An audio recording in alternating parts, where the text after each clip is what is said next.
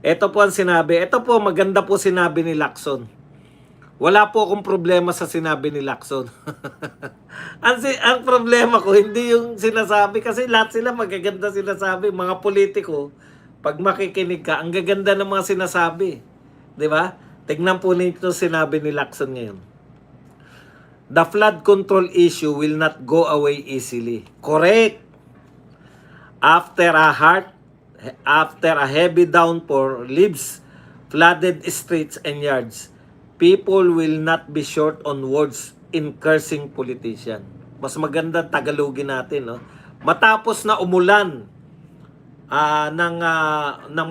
matapos ang malalakas, matinding pag-ulan na nagpabaha sa mga kalsada at sa mga bakuran, ang mga tao ay hindi po mangingimi na murahin ng mga politician.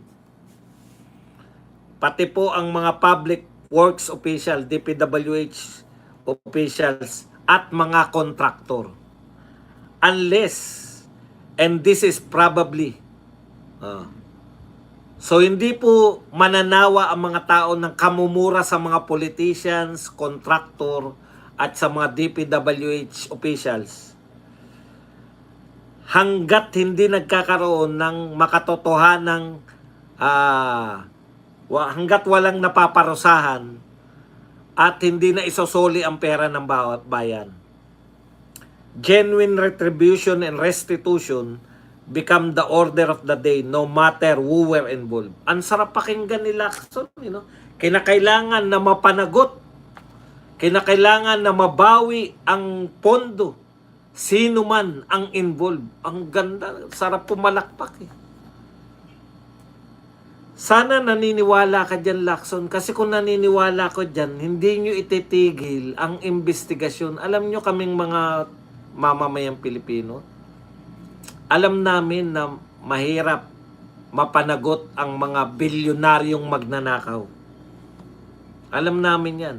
It will take another Duterte presidency para mapanagot. Katulad po ng unang Duterte presidency na napanagot yung mga bilyonaryong hindi nagbabayad ng tamang buwis. Alam natin yan. Isang mura lang ni Tatay Digong, kusa nagbayad ng buwis ang mga bilyonaryong oligarko na hindi nagbabayad ng tamang buwis. Yung mga sinasabi mo na mapapanagot, siguro hindi sa panahon na ito.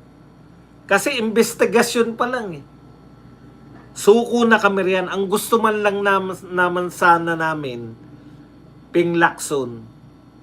Total, ikaw rin lang. Una, ang gusto namin sana ngayon, nananawagan kami kay Chis Escudero tsaka kay Waling-Waling Gatchalian. Sana, itigil nyo muna yung pag-imbestiga. Yung gagastusin nyo kada araw, i-donate nyo muna sa Bagyo. Sa Bagyo, i-donate nyo muna sa mga nabaha. Okay. Balikan natin yung sinasabi nito ni Lacson. Hindi na po kami naghangad Alam namin, mahihirapan sa ngayon. Ang gusto man lang namin, makilala man lang namin, sino tong mga kontraktor na sinabi. Ikaw nagsabi niyan, Ping Lacson. May mga kontraktor, congressman na kontraktor pa. Kaya ang tawag mo, ikaw yata nagpauso ng salitang kontraktor Makilala man lang namin sila. At tagasaan sila para naman yung mga tao, para na kami nakabawi. Mamura man lang namin sila pag kami nagkukwentuhan. Di ba? Pag habang kami nag-iinuman, yung PI na Congress, mga kontraktor na yan. At kung sino pa po yung mga involved. Marinig man lang na sana namin sila. May marinig lang sana kami ng mga kasabwat nila na mga nakulong. Kasi nung ikaw ang chairman, sabi mo, hindi mo maimbita yung mga congressman o nag-imbita ka pag ayaw nila. Kung yung courtesy, di ba? Interparliamentary courtesy, hindi mo sila mapilit na mapa-attend. Pero Kaya sila contractor, meron silang tinatawag, kung hindi ako nagkakamali ng meaning ng contractor, hindi sila mismo yung tumatayong contractor. Contractor. Yung mga congressman na to, meron silang opisina na contractor na hindi sila ang presidente o CEO o namumuno, kung hindi kamag-anak nila o dami nila o kapitbahay nila o driver nila. Yung mga ganun. Katulad ng Madiskaya na yung mga pamangkin nila, sila yung mga may hawak ng ibang kumpanya, pero alam mong naka-ano rin sa Madiskaya. Makilala man lang namin sila. Para tuwing madadaan kami sa opisina nila, o kaya nagkukwentuhan kami, nag-iinuman. Mga PI ang mga yan. Mamura man lang namin sa aming bawi na kami. Hindi. Hindi kayo nag-iimbestiga eh. Huling nabalitaan namin, ombudsman lang mag-iimbestiga na.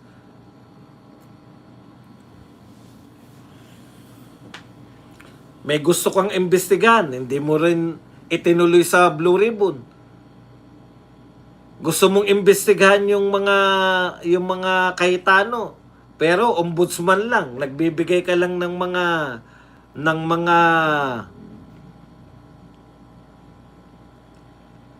ebidensya sa ombudsman.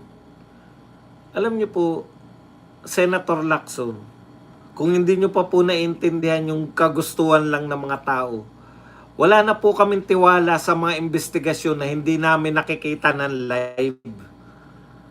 Totoo lang po. Wala na po kaming tiwala dyan. Yung mga sila lang, halimbawa, yung ICI. Ang daming inimbitahan ng ICI. Inimbitahan si Martin, inimbitahan si Sandro Marcos. Nalaman ba namin kung ano nangyari sa investigasyon kay Sandro Marcos? Pinatawag, nagpunta, tapos photo ops, picture-picture ng mga photographer, mga taga-media, may picture, may video na pumasok, may picture, may video na lumabas. Ano nangyari sa investigasyon? Ano mga sinabi ni Sandro Marcos? Bakit siya inimbestigahan?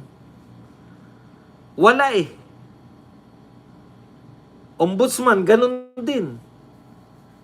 Pinatawag yung 18 Marines. Tapos mababalitaan na lang namin, may kakasuhan na. Mababalitaan na lang namin, hinuhuli na si Marcoleta. Walang transparency, hindi namin alam kung ano yung nagaganap. Ang gusto namin, harap-harapan dyan sa Senado. Tawagin ninyo yung 18 Marines, o 14 na lang ngayon. Tawagin ninyo yung mga tinuturo nila. Imposible naman. Kunwari, yung sinasabi mo na interparliamentary courtesy, congressman yung involved. Pinatawag mo si Congressman Romualdez, hindi dumalo. May tauhan naman yan eh.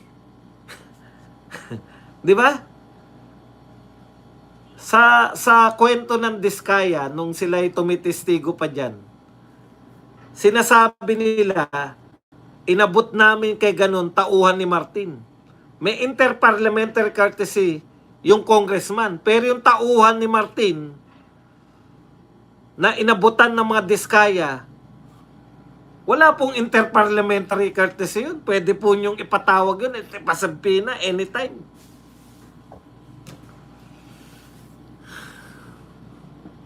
Sana man lang Gatchalian at Chis Escudero, nagkusa na kayo, sabihin nyo, wala muna tayong investigasyon, wala muna tayong trial kasi may baha. Special to, iimbestigahan natin yung baha. Matutuwa pa yung tao. Patawag nyo si Mayor, bakit po bumabaha pa rin? Hindi po ba meron ng tinayo dyan na flood control? Hindi po effective yung pinatayo. Kasi hindi po ba? Alam po ng mayor yan, alam po ng governor yan kung ano naganap. Patawag nyo po yung mga binabahan na malaki po yung pondo. Governor, magtatapat yan kasi hindi naman siya kasama eh. Bakit po Gumastos po ang pamahalaan ng 1.3. Kung ayaw nyo pong imbestigahan yung flood control, yun na lang pong pagbahana. Kasi sabi ni Tulfo oh, concern po tayo lahat. Bakit may baha pa rin? Walang nag-iimbestiga eh. Pag si Vince Dizon lang po ang pinagpaliwanag ninyo, hindi natin niya malak. Hindi natin niya malak.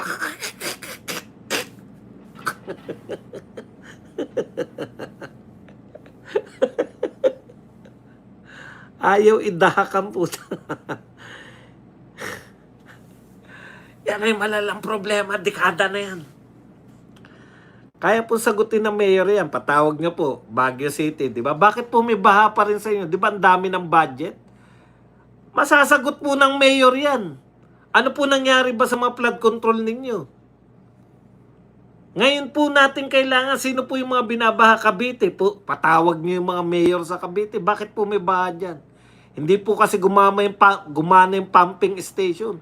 Hindi lang naman po flood control na pagnanakaw yan eh. Yung mismo na, yung actual na, bakit bumaha?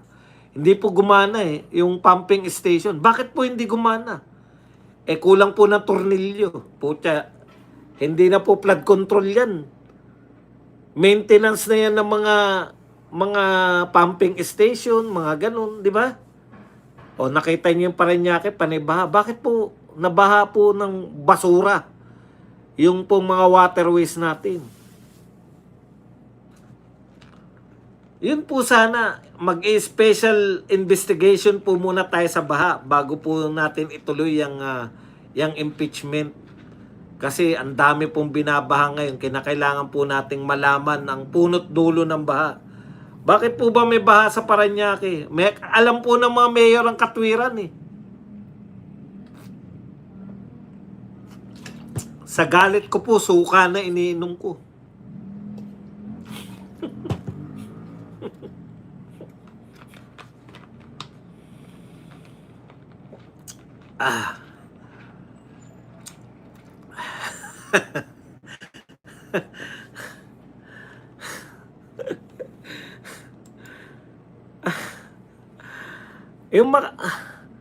Alam niyo po, ang gobyerno, tumutugon yan sa mga problema ng mga tao. Ano po immediate na problema ngayon? Baha.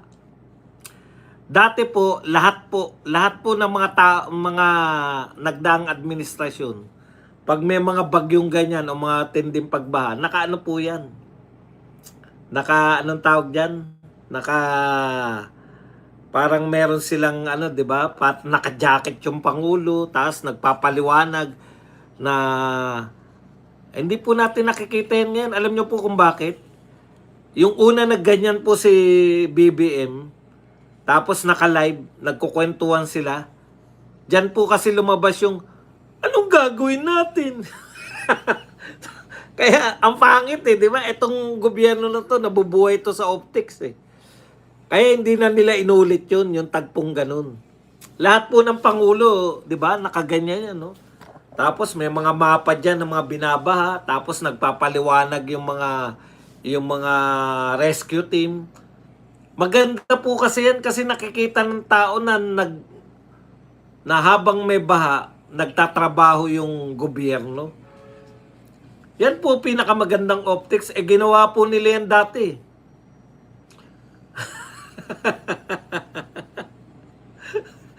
Live Anong gagawin na? Hindi na nila inulit.